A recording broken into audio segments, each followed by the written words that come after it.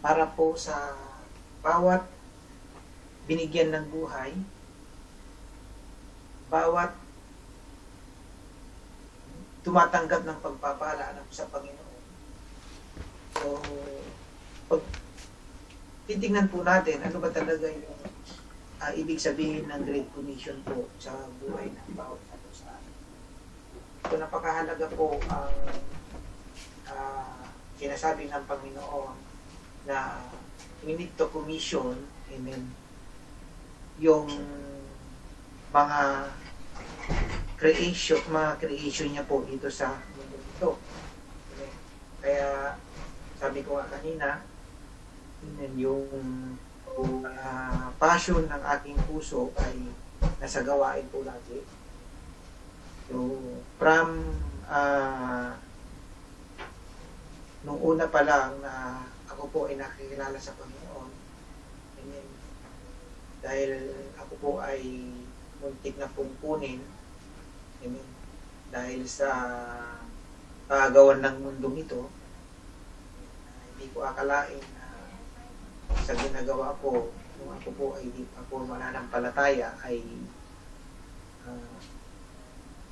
hindi pala iyon ang layunin ng Diyos sa buhay ko. Kaya mula nung ako'y nakakilala sa Panginoon, nandun po yung passion ko po na sa kanyang gawain, na para maging partner ko siya sa buhay, sa kanyang mga gawain. So from the Philippines, amen, until dito sa abroad, so tayo po ay patuloy na ginagamit ng Panginoon. At kung hindi nyo po alam, na dito po sa Turkey, from 2004 until now, so 2004 po na ako po ay nag-join po sa isang gawain na ito po ay nagsimula lang sa maliit na small group, amen, hanggang ito po ay lumaki, amen, sa pamamagitan ng tulong at gabay ng Panginoon. So, hanggang ito po ay pinagkatiwala po namin sa isang pastor. And then another again ay nagbuo na naman tayo ng ibang gawain. So kung nakilala nyo po yung World International Ministry, yan po ay isa po ako sa nagpalago dyan sa gawain niya. At dyan po sa Abu Dhabi, amen, nagsimula po kami dyan sa Bible study ng isang family. Kaya ngayon, yung World International sa Ministry sa Abu Dhabi na palang pinapangunahan po ni Pastor Pastor BJ po, Indiano po siya. Nandiyan po sila St. Andrew. Siya na po malaking church ngayon. Praise the Lord. Iniwan ko po ang Word for the World 2007. So, ano po yun? Kalagitnaan ng 2007. Iniwan ko po sila at dahil sa tingin ko kaya na po nila. And also the day by day, nagsimula din dito, galing Pilipinas kay Pastor Ed Lapis. Lumaki rin din po yan through the cell group. So, ganun din yung Jesus the Firm Foundation. That Jesus the Solid Firm Foundation. Not Jesus the Foundation. Jesus the Solid Firm Foundation. Under Pastor Rory Serrano. Lahat po ito ay continuous po na lumalago. And then, napunta po ako sa GIA. Amen. So, ito po tayo ngayon. So, mentoring, ginagawa po natin. So, this is the Great Commission. Gusto po ng Panginoon. The Great Commission is we need to spread the gospel. So, puporwan po tayo. So, sabi po dyan sa Matthew, Book of Matthew, kung titignan po natin, sa Book of Matthew 28. Amen. Sabi ng Panginoon, then Jesus came to them and said, all the authority in heaven on earth, has been given to me. Therefore, go and make disciples of all nations, baptizing them in the name of the Father, and of the Son, and of the Holy Spirit, and teaching them to obey everything I have commanded you. And surely, I am with you always to the very end of the age. Ito pong passage po na to, na lagi ko pong sinasabi at binabasa o tinuturo. Ay ito po ay nagrema po sa aking puso. Amen. Dahil ang utos po ng Panginoon, sabi niya, go and make disciple. Amen. To all nations. Amen. So, napakaraming mga tao, alam niyo po, ang nation, hindi po ito bansa. Amen. Yung nation po dito ang binabanggit. Amen. Ay ito po yung mga iba-ibang klaseng lingwahe. Amen. Kaya kung mababasa po natin sa Genesis, sila po ay nagsimulaan ay tayo yung Tower of Babel. Amen. Dahil nung malapit na matapos ang Tower of Babel, ang ginawa ng Panginoon ay bumaba siya at kinumpuse yung mga tao. Kaya nagkaroon ng iba-ibang mga lingwahe. Ito po yung iba-ibang national nations. Amen. Kaya nagkaroon po ng Ilocano, Batanggenyo, Bicolano, mga Bisaya, amen. So lahat po, yan. Kaya, yan po yung tinatawag na nations. Kaya sabi ng Panginoon, go and make disciple of all nations, baptizing them in the name of the Father and of the Son, of the Holy Spirit. Ito po yung pinapagawa po ng Panginoon sa bawat isa po sa atin, amen, nabubuhay ngayon po dito sa mundong ito. Kaya po tayo pag nagkalooban ng ating Panginoon ng buhay, amen, mga talented, mga giftings, amen, na sa atin is from the Lord, amen, para mangyari po ito, pinapagawa po sa atin. And then, sabi niya, I am with you always to the very end of the age. Kaya dito po ako nanghahawak po, hinahawakan ko po ito, salita ng Diyos. Amen. I am with you, sabi niya, I am with you will always.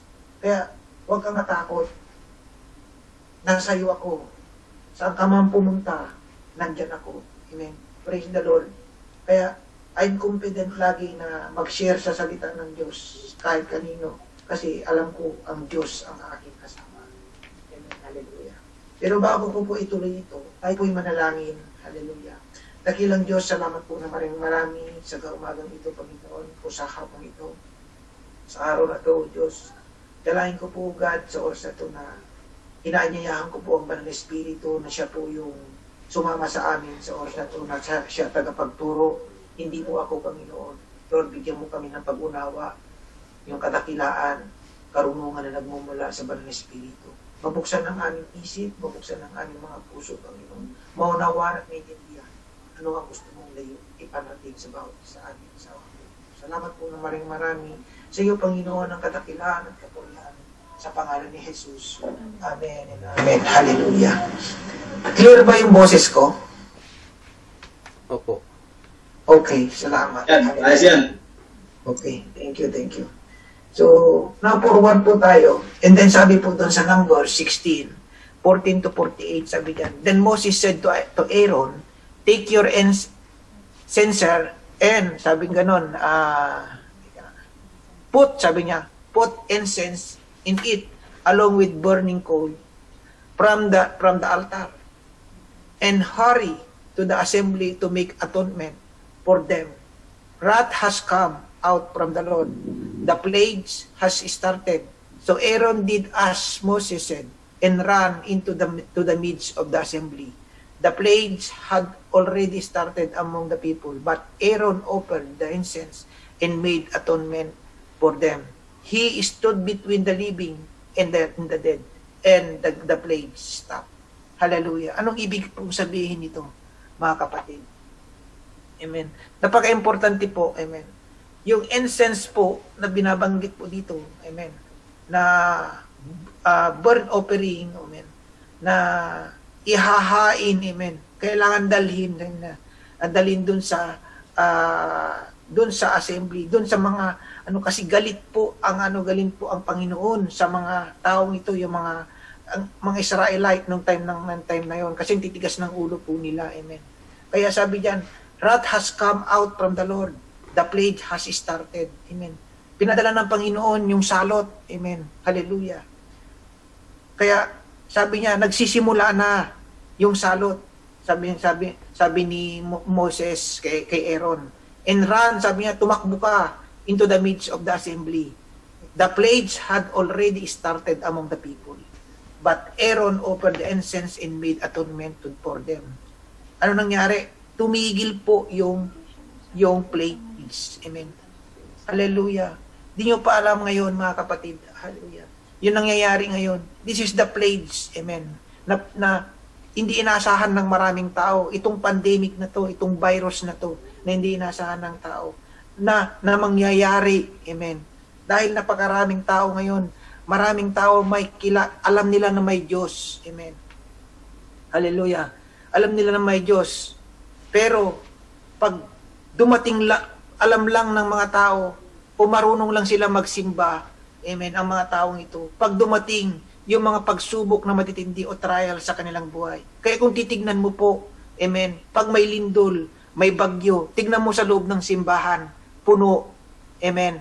Pero, pag wala pong mga trials, wala pong mga nangyayari sa paligid, halos mabibilang mo po ang laman ng simbahan. Amen. Hallelujah. Pero once na mayroong lindol, may earthquake, mayroong pangyayari, pumutok ang bulkan, tignan mo po, ang lahat ng tao po ay nagsisimba. Amen. Nananalangin. Amen. Pero pag walang mga bagay na to, pumasok ka sa loob ng simbahan, kukunti po ang laman. Amen. Pero kung titingnan po natin yung sinabi ni Moises dito, sinabi ginawa ni Aaron, amen. Ano sabi? He stood between the living and the dead, and the plagues stopped. Amen. Sino pang gagawa ito, mga bagay na to, kundi tayo. Amen. Tayo po yung gagawa. Amen. Para matigil ang galit ng Panginoon sa mga taong ito na hindi pa lumalapit sa Kanya. Amen. Hallelujah.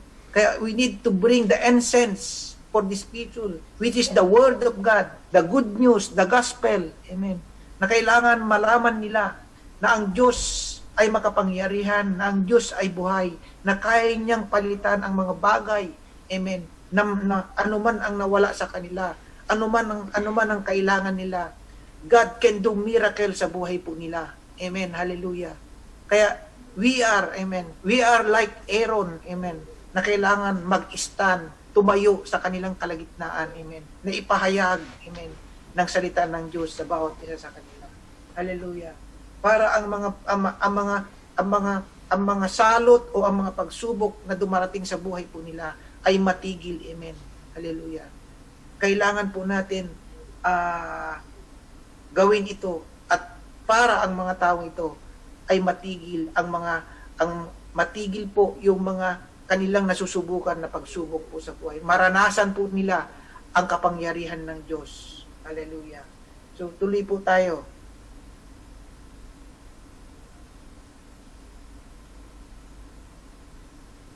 So sabi po diyan, it is our responsibility to ensure that your cell group, amen, yung ating mga cell group, to make a supreme effort to pursue the vision without delay, for this is the time to share the grace of God. Amen. So, linagay ko dyan yung pangalan ko. Of course, ako nagpipreach. Hallelujah. So, now, number 1 po, tingnan po natin. The purpose. Amen. The purpose po. Ano ba yung purpose natin bilang kanyang mga anak, bilang minahal niya? Ano yung purpose? Una, loving God. So, makikita po natin dyan sa Mark 12:30, and then, loving people, Mark 12:31, and then, we need to identify with the vision. Amen. We need to understand that the vision is to win, amen, to win the souls, to make disciple of Christ. Amen. Ito po yung ating vision po natin bilang bilang mga anak o nakakilala sa Panginoon. The goal is to make every believer to be a leader and leaders. Amen. So, bakit ko ito sinishare sa inyo? Alam ko po, bawat sa inyo po ay matatagal ng mga Kristiyano. Amen. Hallelujah. And then, kung titignan po natin doon sa Mark, sabi diyan, 12:30, love the Lord your God with all your heart, and with all your soul, and with all your mind, and with all your strength. Kailangan po natin, mahalin po natin ang Panginoon, hallelujah, mula sa puso, maging sa ating mga kaluluwa, amen, sa ating isipan at buong lakas, amen. dapat mahalin po natin ng Panginoon. Huwag lang po natin mahal ang Diyos, amen, dahil tayo po ay tumatanggap ng mga pagpapala, amen, na ating nararanasan. Blessing without blessing, we need to love the Lord. Amen. Hallelujah. In Mark, sabi diyan, in Mark 12:31 says, the second is this, love your neighbor as yourself. There is no commandment greater than this. Amen. Mahalin daw po natin ang ating mga kasambahay. Amen. Pag sinabi mong kasambahay, ano ba yung mauuna dapat natin? Love your neighbor. Ang una po nating mga neighbor po sa buhay po natin, ang unang-una po mga neighbor po natin, yung pamilya po natin.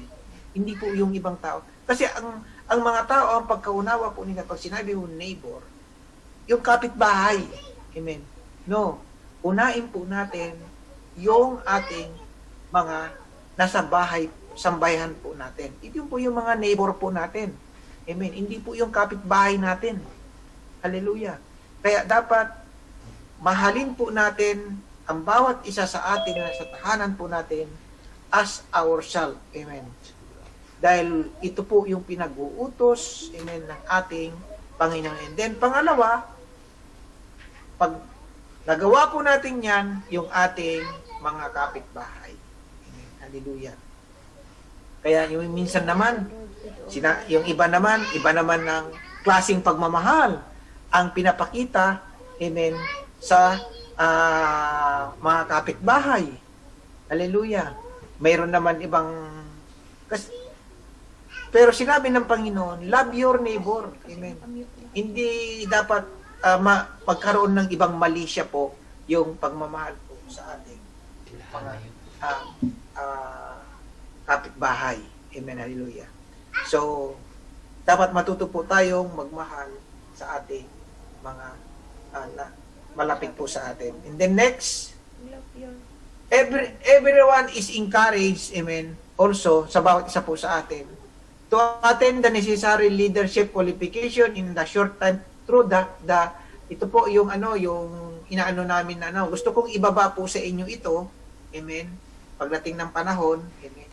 At dito po tayo matututo, dito po tayo mai-equip, amen, na madidevelop po ang ating mga ideas, amen, how to paano pa tayo maging closer sa Panginoon, paano pa tayo maging tumatag at maging mananampalataya, amen.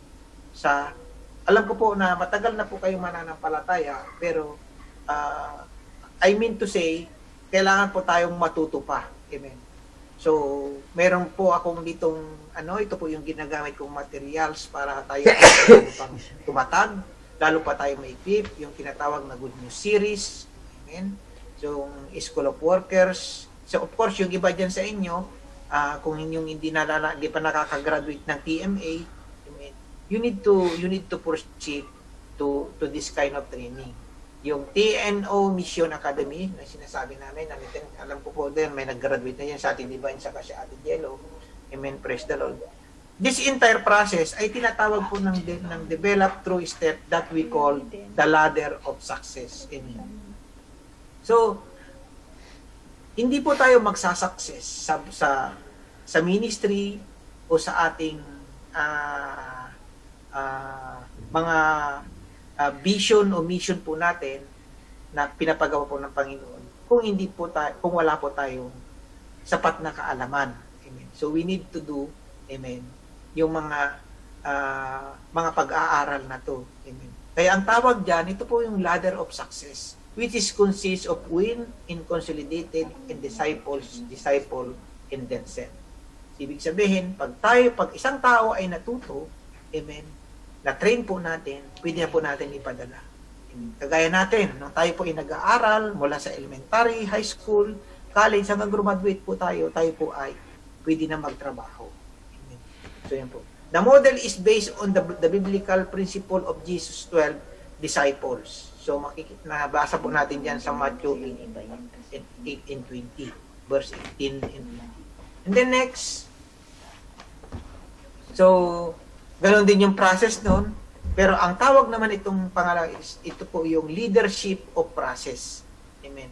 So, bawat isa po sa inyo, amen, ay may kapasidad, amen, may kakayanan, amen, na gumawa sa lahat na pinapagawa po ng ating Panginoon.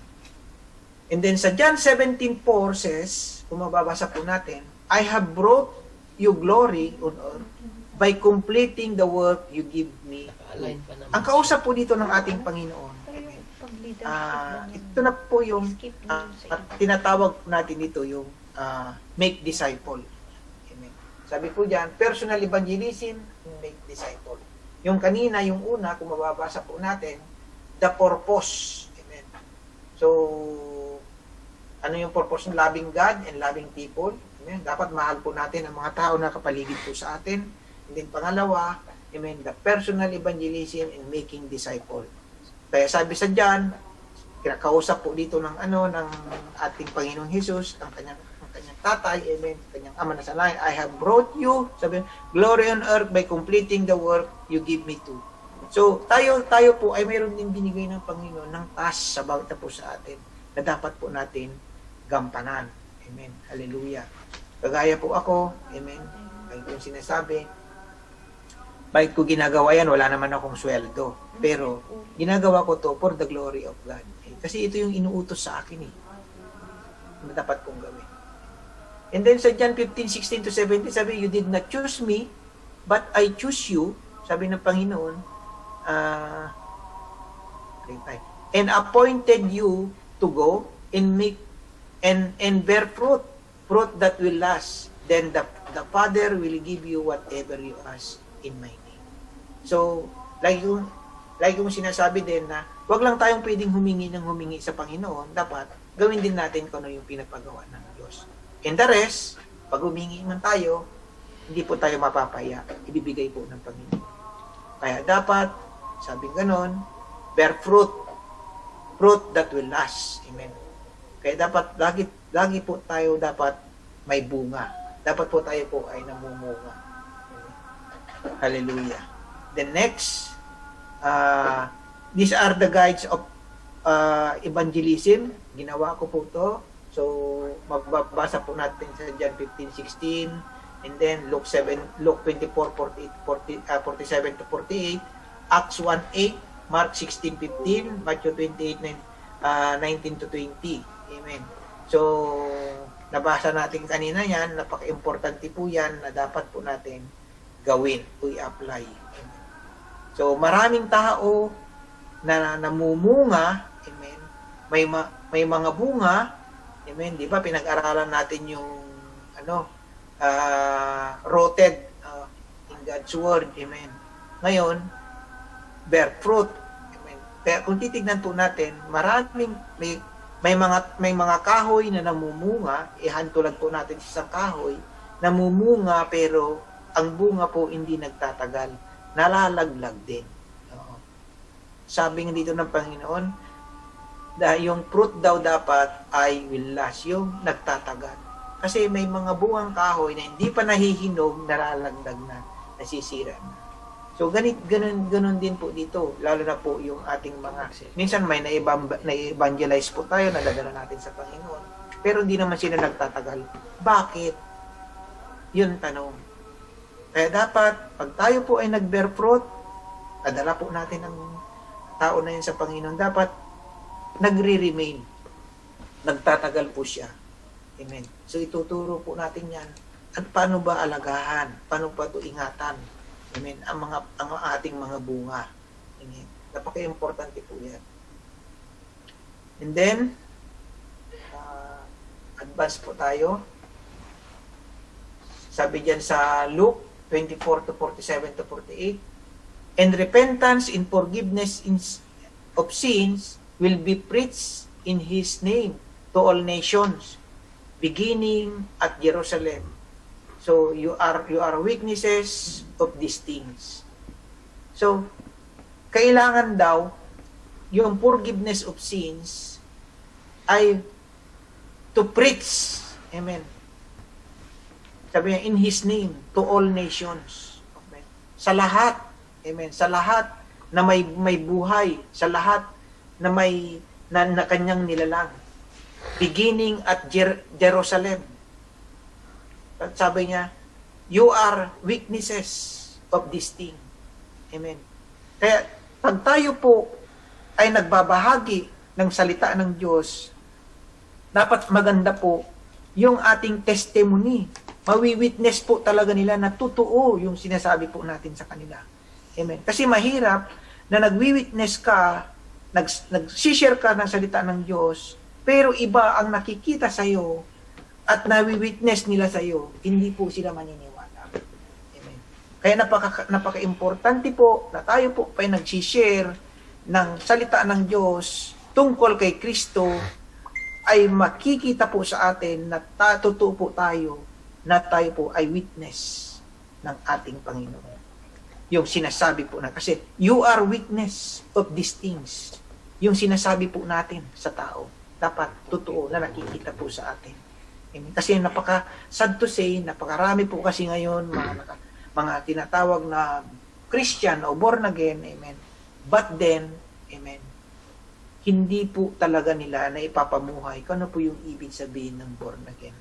And born again is not a religion. This born again is the new relationship to our Lord Jesus Christ. Na ikaw ay binago na ikaw ay iba na, new nilalang ka na, new creation. Amen. Dapat yun na nakikita para pag tayo po ay nag-witness sa maraming tao, ay maniniwala. Especially yung Jerusalem na tinatawag dyan. Ano ba yung Jerusalem na tinatawag dyan? This is our community. This is our family. This is our relatives. Amen. Sinasabi mo pagdating mo doon sa sa baryo nyo o sa pag-uwi mo na, bago na ako, born again na ako, pero pag dumating na ang mga barkada, tinanong ka nila, minsan tinagayan ka na nila, tumagay ka naman, nawalaan na yung hindi ka na naging witness sa kanila. Kaya minsan, ang unang-una pang hindi naniniwala sa atin, yung mga kamag-anak po natin, yung mga mahal natin sa buhay, minsan hindi sila naniniwala kasi nakikita po yung ating buhay. Amen. Hallelujah. Kaya ganun po ang nangyayari. Kaya ang hirap minsan, kung ano pa yung mahal natin sa buhay, yung pa yung mahirap patanggapin, yung pa yung mahirap dalhin sa Panginoon. Kasi mismo, na tayo po ang nag-share sa kanila, ay kilala po tayo. Amen. Hallelujah. So, forward po tayo. Dapat maganda po yung nakikita po sa atin. And then, sa Acts, but you will receive power when the Holy Spirit comes on you, and you will be witnesses in Jerusalem, in all Judea and Samaria, and to the end of the earth. Amen. We cannot do by own your power, yung pag-share ng salita ng Diyos. Magagawa mo lang to by the power of the Holy Spirit. Amen. Kaya dapat, bago mo gawin, bago mo i-share ang kabutihan ng Diyos sa isang tao, ay dapat naka-receive ka ng kapangyarihan nagmumula sa Banal Espiritu. Amen. Once the power of the Holy Spirit is with us, amen, wala pong magagawa yung tao na yan. Kasi you are anointed, you are guided of the Holy Spirit. Amen. Kaya, magsasalita ka pa lang, mapipil niya na po yung kapangyarihan ng Banal Espiritu. Kaya sabi diyan, you will be my witnesses in Jerusalem and Judea and Samaria. So ito po yung yung sinabi ko na, Jerusalem, yung ating pamilya, yung Judea natin, yung ating mga relatives, yung Samaria po natin, yung ating mga kabarangay. Amen. Hallelujah. And to the end of the earth. So yun po yun. So hindi ibig sabihin na you will be my witnesses in Jerusalem, pupunta ka sa Jerusalem. In the Judea, pupunta ka sa Judea o Samaria. Hindi po ganun ang ibig sabihin po. Sinasabi po niyan, una ang pamilya mo, una ang mga pangalawa kamag-anak mo, and then bago yung barangay mo. Amen. Na nasasakupan.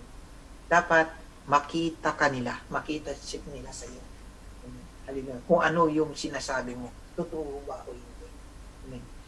And then Mark 16:15 said, He said to them, Go into all the world and preach the good news to all creation. Amen. So bawat nilalang po ng Diyos, And then, nandun pa rin tayo sa personal evangelism and making disciple. So, yan nga, yung sabi sa Matthew 28:19-20, therefore go and make disciple of all nations, baptizing them in the name of the Father, and of the Son, and of the Holy Spirit. And teaching them to obey everything I have commanded you. And surely I am with you always to the very end of the age. So, na po natin yan kasi nabasa natin kanina. So, ngayon, being a believer or follower of Christ, we have the accountability. Sabi po dyan sa John 3:18, whoever believes in Him is not condemned, but whoever does not believe is condemned already, because he has not believed in the name of God, one and only Son. Amen. So, sino pa na hindi maniwala, amen, sa Kanya, ay already ibig sabihin, noon pa man, mayroon na talagang sinasabi dito ng Panginoon na condemnation. Pag ayaw maniwala sa Kanya, sabi, we're already condemned. Pero sabi niya, does not believe is condemned. Kaya, dapat, tayo po, para ang mga tao ito naniniwala kay Kristo, amen, naniniwala sa Diyos, para hindi po sila makondemn, amen, ay tayo, may obligasyon po tayo, may accountability po tayo na dapat i-share po sa kanila yung katotohanan. Amen. Kaya sabi diyan, whoever believes in Him is not condemned. Amen. Kung sino man yung maniwala sa Kanya, amen, o tumanggap sa Kanyang bugtong na anak, amen, ay hindi po ito makokondemn. But whoever does not, amen, kung hindi po yung di maniniwala sa kanyang bugtong na anak, siya po ay makokondemn. So, noon pa pala mayroon na yan. And then, sa Ezekiel, sabi po dyan, this is our accountability of the being a believer. Sa Ezekiel 3:18-19, anong sabi? When I say to the wicked man, you will surely die. Sinasabi po ito ng Panginoon. And you do not warn him or speak out of to dissuade him from his evil ways in order to save his life. The wicked man will die for his sin, and I will hold you accountable by his blood. Amen. Kaya, kung ikaw ay alam mo ng mabuti, amen, alam natin na mabuti, amen, kung alam po natin na mabuti, at di po natin sinabihan po yung tao yan na gumagawa ng di maganda, ay accountable po natin daw yan. Amen. Ano sabi ng Panginoon? I will hold you accountable for His blood. Amen. Biro mo, nakikita mo na hindi maganda yung ginagawa ng isang kapatid po natin. Ayaw pa natin sabihin. Pastor Jess, ayaw ko naman siyang pakialaman kasi buhay niya yun. Mali yun.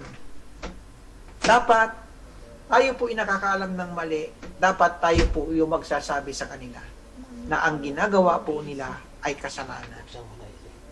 Dahil, sabi po ng Biblia, sabi po ng Panginoon, accountable po natin sila. Pero pag sinabihan mo na at hindi nakinig, amen, hindi na po natin yun kasalanan. At least, nasabihan mo siya. Amen. Hallelujah. So, wag po natin baliwalain ang mga taong nakapaligid po sa atin. We have the accountable, amen, nasabihan po sila. Kasi, ang mga taong ito, alam po nila talaga na may Diyos. Amen. Kahit nga ang demonyo, may Diyos eh. Sabi sa James, nanginginig pa raw. Sabi po yan sa James. And then, Jude 1:20-20 says, is not sa other from the fire and save them, to others show mercy, mixed with fear, hitting even the clothing stained by the corrupted flesh. Amen. Kaya, yung mga tao daw na itatapon sa apoy, amen, kailangan daw natin silang makuha. Amen. Para mailigtas sila. Hallelujah. So, accountability pala natin yun. Na yung mga taong ito, example, kung mayroon man tayong mga mahal sa buhay o kamag-anak kamag-anak po natin, na alam po natin ni sila po ay talagang doon po ang patunguhan nila dahil kailangan daw po natin silang ma-itsnats. Amen. Para sila po ay maligtas. Amen. Agawin po natin sila sa kamay ng kaaway. Amen. Para po sila ay magkaroon ng kaligtasan. Hallelujah. And then, sa Luke 16:19-20, Jesus said, there was a rich man, ito po yung example po ng rich man sa si Lazarus. Sabi yan, there is a rich man who always dressed in the finest clothes and live in a luxury every day. And a very poor man named Lazarus, whose body was covered with sores, was laid at the rich man gate. Alam po natin ang istorya na to, di ba? Kung titingnan po natin, wag na po natin ikwento ko na lang, amen, sa atin, dahil mahaba. Amen. Kaya, kung titingnan po natin ang istoryang ito, amen, nung nangyari ito sa buhay po ni Lazarus, ni isang mayaman po na sobra-sobra ang kanyang kayamanan, amen, hallelujah, na nung ito po ay, yung kayamanan ay ito po ay namatay, amen, in the place, sabi niyan, nung namatay po ito yung mayaman na to, amen, ay saan napunta? Doon po sa dagat-dagatang apoy. Amen. At si Lazarus, nung namatay po siya, ay sinundo po siya ng mga anghel. Amen. Kaya kung mababasa po natin, in the place of the dead, he was in much pain. The rich man saw Abraham far away, in the Lazarus in his side. He called, Father Abraham, have mercy on me.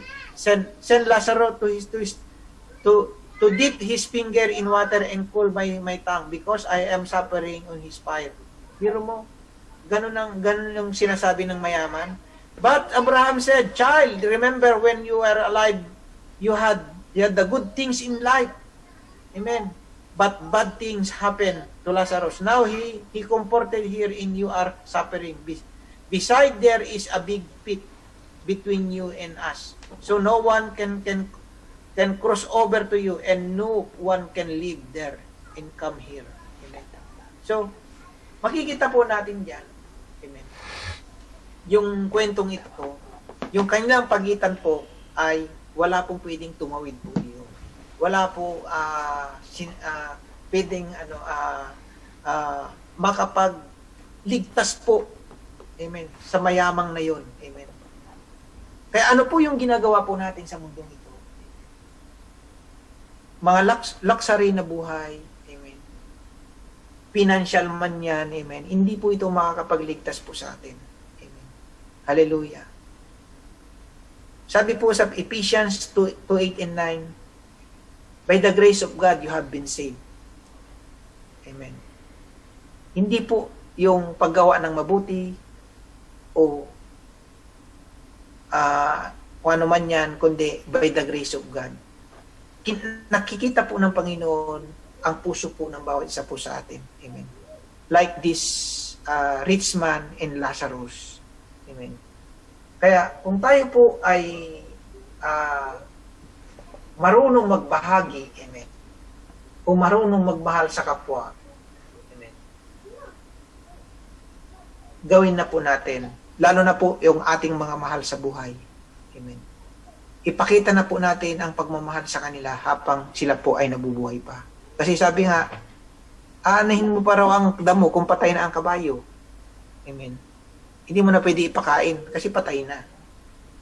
Kasi maraming tao ngayon nakakalungkot kung kailan may sakit ang kamag-anak, kailangan yung naghihiningalo na, doon dadala ng bulaklak, doon dadala ng mga prutas, hindi naman na makakain. Gawin na po na natin yung pinakamainam, pinakamabuti. Amen.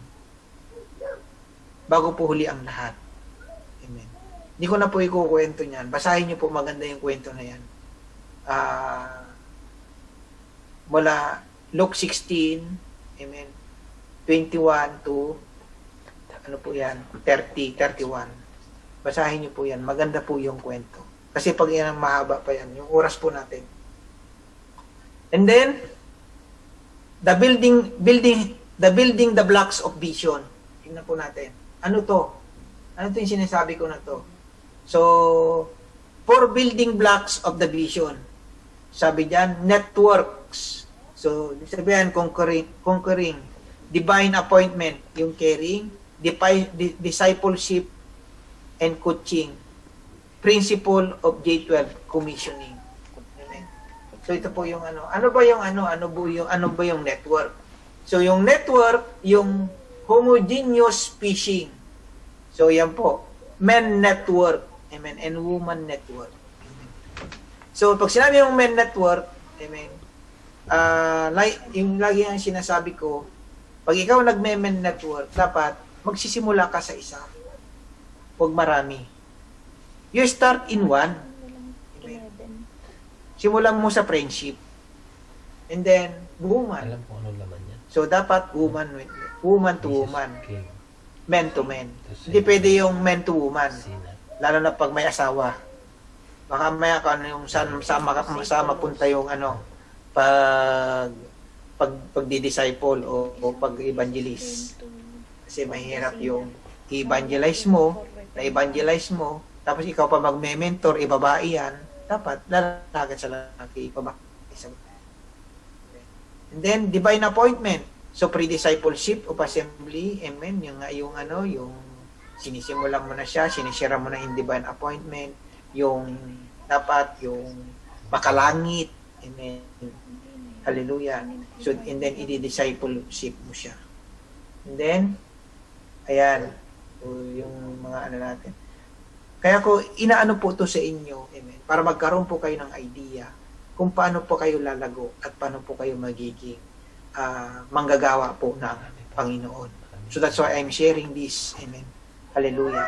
That School of Workers or TMA is preparing for the leadership and discipleship, amen, ng mga manggagawa po sa Panginoon. So, yung level 1, amen, praying in the harvest, amen. Level 2, preparing for the harvest, and then re-encounter and commissioning. So, level 3 is the building at 12, amen. So, pero mahirap gawin dito yan sa abroad, amen. So, sabi sa Psalms, those who sow in tears will reap with song of joy. He who goes out weeping, carrying seed to sow, will return with song of joy, carrying sheaves with him. Kaya, dapat, kung mayroon kang gustong i-harvest na soul, amen. Dahil spiritual po yung pinag-uusapan natin. Kung mayroon kang gustong i-harvest na soul, ilapit sa Panginoon, dapat ito po ay iniiyak po natin sa Panginoon. Kaya sabihan, those who sow in tears will reap with song of joy. Dapat iniiyak po natin yan sa Panginoon, yung tao na yan, para madala po natin sa Panginoon. Amen. So, kung titingnan po natin si statistic, amen, 85% po, hallelujah, na hindi po talaga nasisave kung nadaladal sa Panginoon, yung mga relatives. Amen. Yung mga relatives. More na nadadala sa Panginoon, yung mga na-evangelize sa labas. Amen. Mas marami. Mas kukunti po talaga yung minsan yung nadadala po natin ang mga relative natin sa Panginoon. So, and then principle of 12 generation of cells. So, building a solid 12 under you. Amen, yun.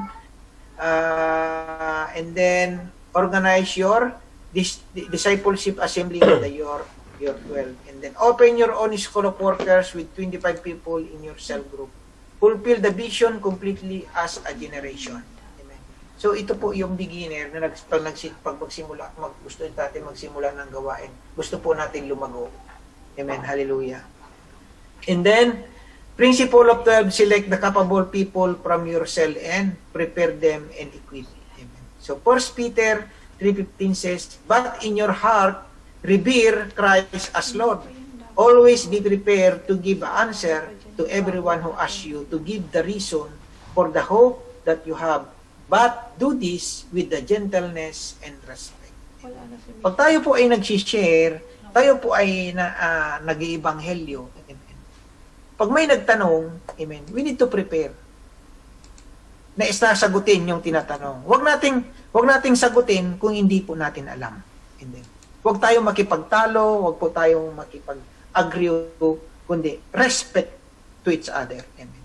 Huwag po natin, okay kapatid, okay, alam ko po yung sagot, yung tinatanong mo, pero hayaan mo, babalikan kita ha. At sasagutin ko yung tanong mo na yan. Para magkita po tayo ulit. Kasi kung sasagutin ko na ngayon, baka di ka naman makipagkita sa akin. Kaya sa susunod, sasagutin ko yung tanong mo para magkita tayo ulit. Di ba? Mayroon kang point para makipagtagpo ulit sa'yo.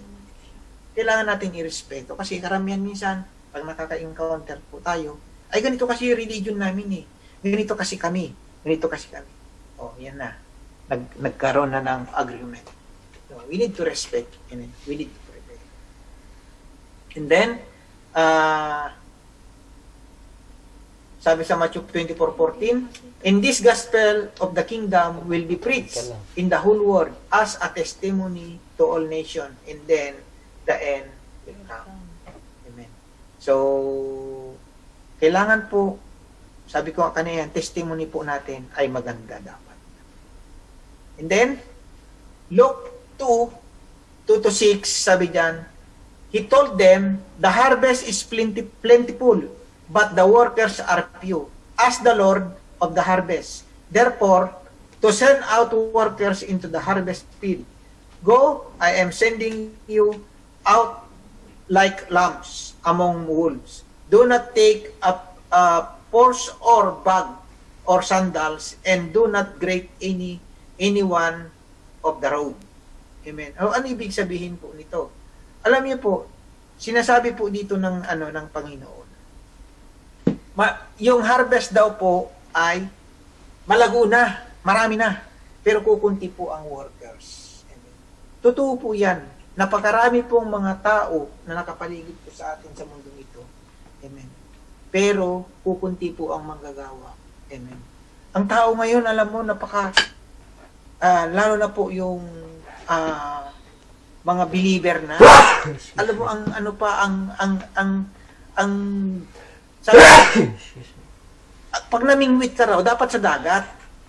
Hindi doon sa aquarium na may aquarium. Sabing ganon. Pero nakakalungkot isipin minsan, napakaraming taong ganyan. Doon namimingwit sa nahuli na at huhuliin ulit.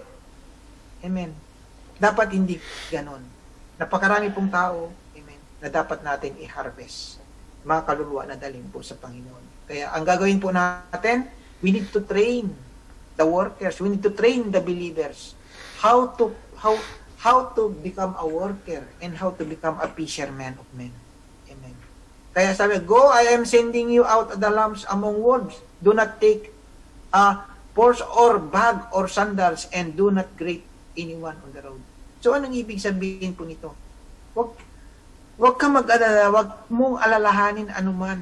Wag mong, kasi, marami kasi ngayon, mga manggagawa na alalang-alalang sila na baka kailangan namin ng ganito, baka wala kaming pambili ng ganito, wala kaming, sabi nga na, "Do not take a purse or bag or sandals." Si Lord ang bahala. Sino ba nagpapadala sa'yo? Sino ba nagsesend sa'yo? Sino ba nag-uutos sa'yo? Di ba ang Diyos? Huwag ka mag-alala. God is in control sa buhay po natin. Gawin mo lang kanong pinapagawa ng Panginoon sa'yo. That's it. Wala ka nang dapat alalahanin. Kasi ang Diyos ang nagsasabi sa'yo. Amen. Hallelujah. Kaya, yan lang po ang pinapagawa ng Diyos. Gawin lang natin. Sumunod lang po tayo. Amen. And then, Isaiah 6:8, "Then I heard the voice of the Lord saying, Whom shall I send? And who will go for us? And I said, Here am I, send me." Amen. Alam mo, itong word na to, amen, lagi kong sinasabi sa sarili ko, "Panginoon, narito po ako. gamitin mo po ako. Saan mo pa na ako dalhin? Gamitin mo ako. Amen. I am willing. Amen. Kaya, ganun po dapat po ang ano natin. And then, lastly, amen, God bless you all. Amen. Glory to God. Amen. Tayo po yung manalangin. Dakilang Diyos, salamat po na marami sa buhay ng bawat isa. Patuloy mo nga, Panginoon, ipuunawa ang layunin mo sa kanilang mga buhay. Yes, O God, hindi lang po kami nabubuhay para kumain, O God, o tumanggap ng pagpapala nagmula sa iyo, kundi nilalang mo po kami, binigyan mo po kami ng buhay, Panginoon. Pinapahiram mo po ito sa amin na para magamit po namin sa lahat ng aming pangangailangan. Pero Lord, sa oras na to, sa hapong ito, Panginoon, patuloy ka mag-reveal sa amin. Ano ba yung plano mo? Ano ba yung layunin mo sa buhay namin na dapat namin gampanan, dapat namin gawin para sa iyong kaharian, for your glory, na mapasaya ka namin at matuwa ka sa aming Panginoon. Lord, tulungan niyo po kami, gabayan mo po kami, Panginoon, samahan niyo po kami, Panginoon, give us strength, give us encouragement, Panginoon, hallelujah. Hayaan mo, Panginoon, na bawat hakbang, bawat salita, Panginoon, na lumalabas sa aming mga labi ay pawang papuri lamang sa inyo, O God. Hallelujah. Salamat po na marami. I-bless mo po ang bawat anak mo, Panginoon. Yes, O God. Narito man sa abroad o sa amang bansa po sila ngayon, Panginoon, abutin mo dahil hindi po maiksi ang iyong pagpalang kamay. Salamat po na marami. Sa iyo nga ang kapurihan, sa iyo ang kadakilaan. Sa pangalan ni Jesus. Amen.